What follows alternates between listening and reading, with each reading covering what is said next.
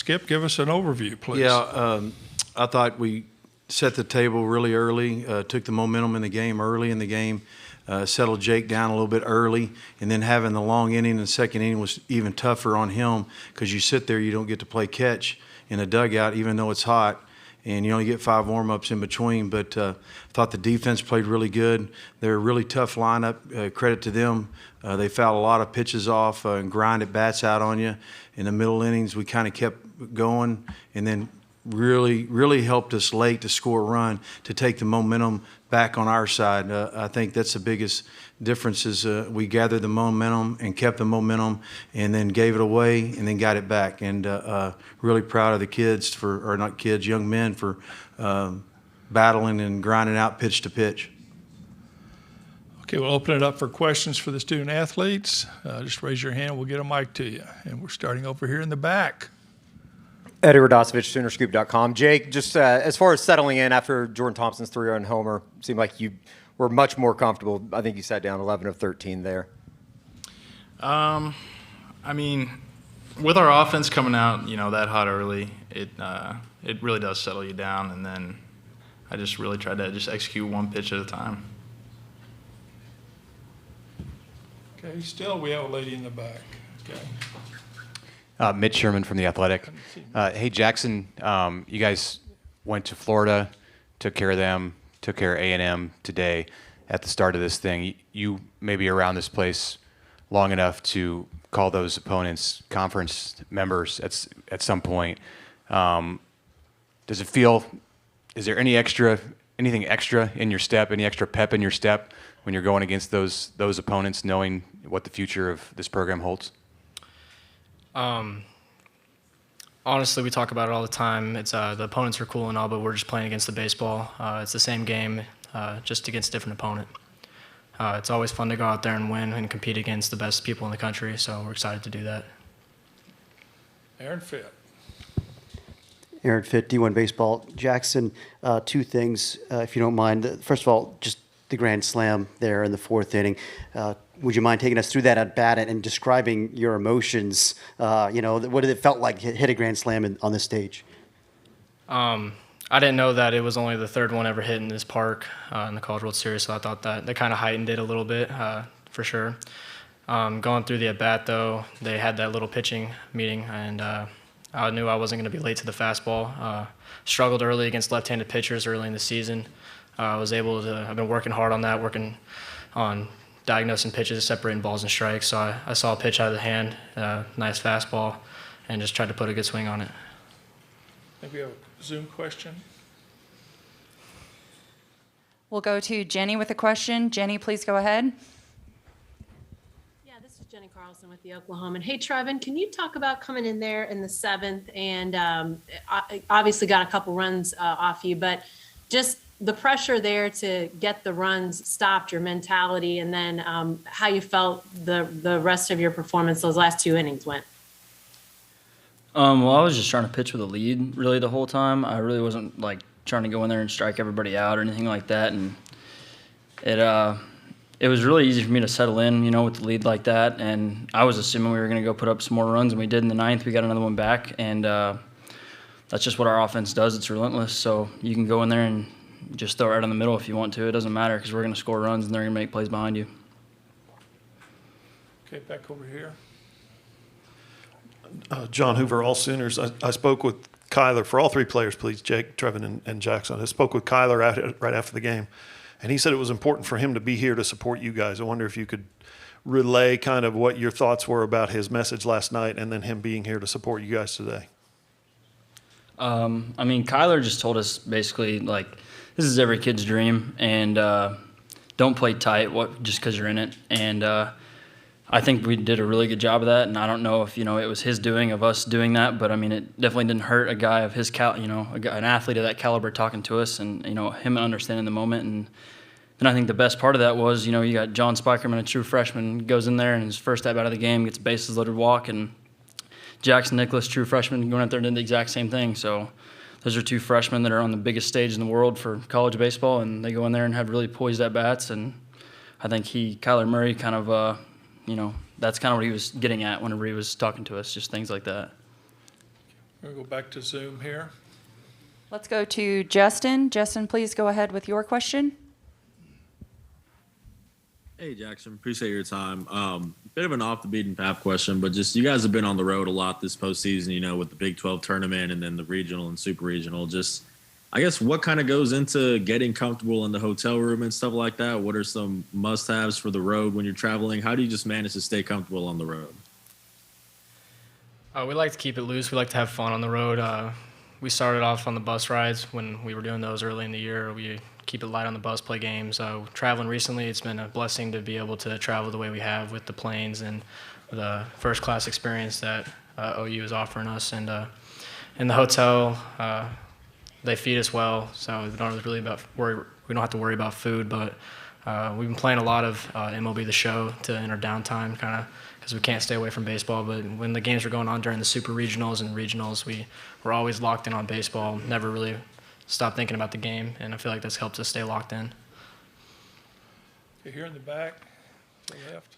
Josh Calloway with All Sooners. For Jackson and Jake, obviously fast start, got that run on the first and the big 7-run second. Just like Skip said, seize the momentum early in the game. Can you just talk about how huge it was, Jackson, for the offense to get that quick run, and then for you, Jake, to have a lead before you ever take the mound?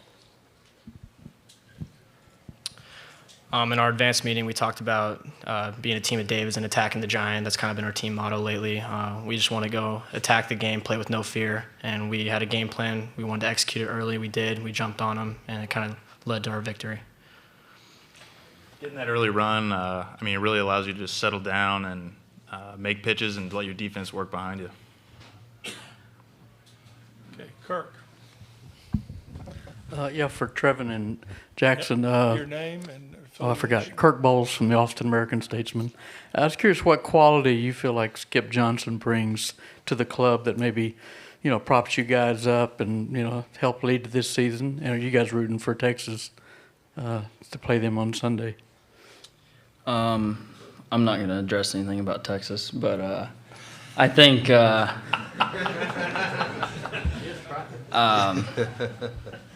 you can go watch the last out of the Big 12 championship if you want to know how I feel about that. But They started it.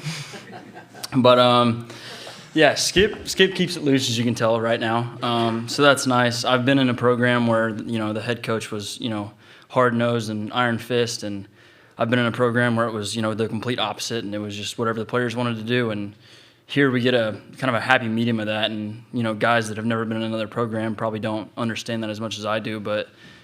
As I've been in 3 different collegiate programs, and I would say the coaching staff here definitely keeps it light and just keeps everything, just poised, and it's never too high, never too low. We talk about riding the wave, and, that kind of trickles down from the coaching staff.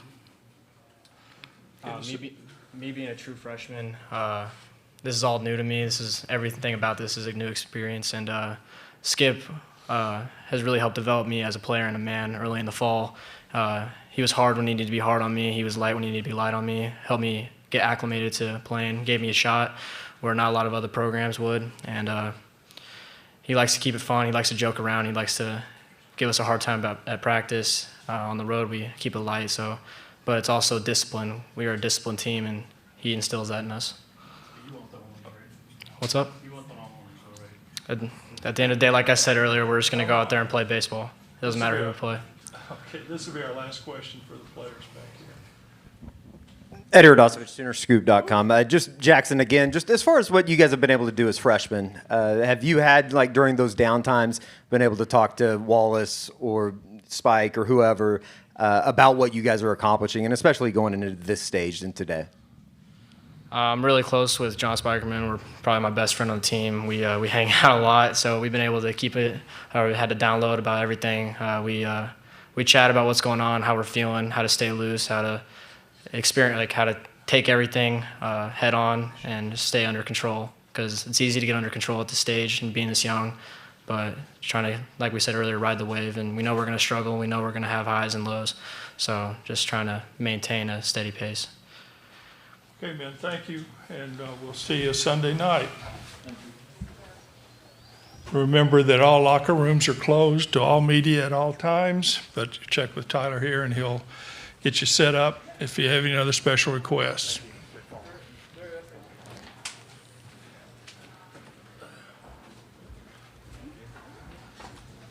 Thanks, man. Now we'll open it up for questions for Skip, and John, we'll let you go first here. All right. John Hoover, All Sooners. Skip, I just same follow-up question to you about Kyler. What was the genesis of him coming to you? Can I come talk to the team, or how did that all shake out? For me, probably it's a little different than them. I probably, when you have an ex-player come back like him, you know you've done something to carve your name on his heart, that he shows that he cares about us. And because we cared about him, we showed him how much we cared about him. He's going to show how much he cares about us. So that's really, I get emotional about it because that's what it's really about. It's about relationships like those guys and all the other players that's played with me and all the other coaches that I've coached with. Okay. Go right here. Evan Blaine, Omaha World Herald. Coach, I know a lot was made earlier in the week just about being aggressive on the base paths and the speed you guys have. How satisfying was it to kind of win this one going the other way and using the power aspect of your offense? Well, I mean, it's just one of those deals where it happened. You know, our team identity is to be aggressive and to push the envelope a little bit, and I think we did that in some instances in the base running in that inning that we scored 7, taking the extra 90. So that's who we are. I mean, the power's good. We know Jimmy's got some power, and Jack Nicklaus has had a really good season for his freshman, and so it's really good to see that happen. Over here to the left. Can't see. Mark Garland, CWS 247. Coach, can you tell us how important it was to start off today so hot and then going out and getting the first win of the College World Series here? Well, it's very important. There's no doubt about it. You know, Coach Greedo said it. The world's a different world for winners and losers. So, and we call it winning and learning. And so, you know, in that game itself, you know, I think something happened where a base running mistake happened. We talked to him. I talked to Sandlin. I talked to Jake about executing pitches because they were really a tough lineup to navigate through because they're gonna try to challenge you and foul pitches off and try to really have quality at bats. That's what they're so really good at. Okay, Aaron. Aaron Fitt, D1 baseball coach. Kind of following up on that. I mean, you mentioned their offensive approach a few times, but you know, this is one of those 4-hour grinds, it felt like, you know, and you guys are producing those same kind of at-bats. How comfortable do you think your guys are in that kind of a game? I think they're really comfortable. I mean, that's what they kind of do, the same thing. We're kind of the same team, really. I mean, you look at it, they might have a little more power. I don't even know. I haven't looked at the power numbers too much, but we try to grind at bats out and separate from balls from strikes and put the ball in play. I thought really in the first inning or the second inning where it kind of kept it going where, you know, Spikerman's really dynamic, and he chops a ball to the first baseman, and you know, he's getting it down the line. I bet he ran a 4 flat down the line. So, you know, that's who he is, and he it did the same thing against Liberty in the first game of the regional, and kind of opened it up. Okay, Mike. Mike Lepresti, NCAA.com. Skip, not that it may have had a lot to do today on the field, but with Oklahoma's had a heck of a spring between the women's softball and you guys. Is there a dynamic going on that's you feel right now with, you know, Kyler's here, Porter Mosley's here, you have the women winning the championship, and you guys are doing well, is it? Well, I take the center fielder, and I mean, if we could bring their center fielder to play for us, and the girl that hits all the home runs, I mean, goodness, it's fun. I mean, Patty does a great job. I mean, she's a first-class coach, and I mean, going over there and watching them play in a regional was really amazing. They had a really good team. I mean, that's what the University of Oklahoma is about. It's about it's a family environment. I mean, you talk to everybody around it. The coaches talk to each other. I sat in the regional championship game with Porter Moser and watched the game. So it's what it's about. We get texts all the time. Talk to, you know, Coach Venable's calls after we win the Big 12 championship. I mean, it's what we do. Kirk Bowles from the Austin American-Statesman. Skip, your team's a little bit different than everybody else. Everybody's got grad transfers. I think Notre Dame, they're all 25 and have graduated, stuff like that. But you've got 3 freshmen in the lineup, a bunch of sophomores. So, you know, how is it that they've kind of matured and, you know, come through to be where they are right now? Well, I mean, it's really it just shows you the sign of our development program and what we try to do to develop those guys as young men and baseball players. I think that's what's special about our program. You know, we built that club up to the COVID year. We had a really good club that year, and then, I mean, it was like it broke our heart. And then all of a sudden, last year happened, and we're trying to build it back up. And you know, with Spikerman, we put him in the Stillwater series. We knew we needed him at the end of the year, and all of a sudden, we always knew how dynamic he was. And Jackson and Wallace Clark has been really. I mean, I think Wallace Clark at times has been one of our team MVPs. I mean, he's had grinded at bats out. You know, just trying to win pitches. It's been fun to watch. Okay, a Zoom question. We'll go back to Zoom. Please please state your name and affiliation for us.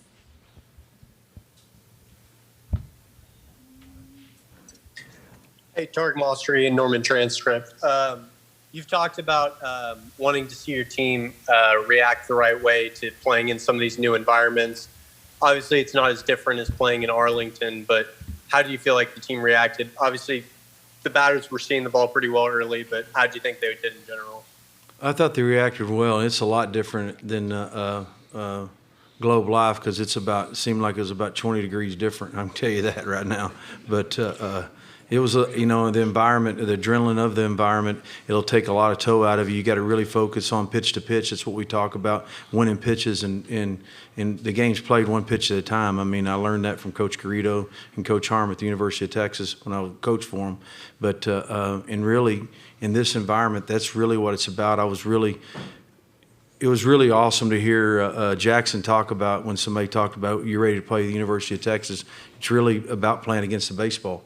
And that's what you try to teach them, and that's what we practice a lot. And for him to regurgitate that, it's a great sign for our program and our culture. Okay, we have time for 3 more, I think. Travis Brown with the Bryan College Station Eagle. Coach, is there anything in particular that you tell your batters to look for when there's a mid-at-bat coaching mound visit coming out of that, or is it case by case? On the mound visit or from their mound visit you're talking about?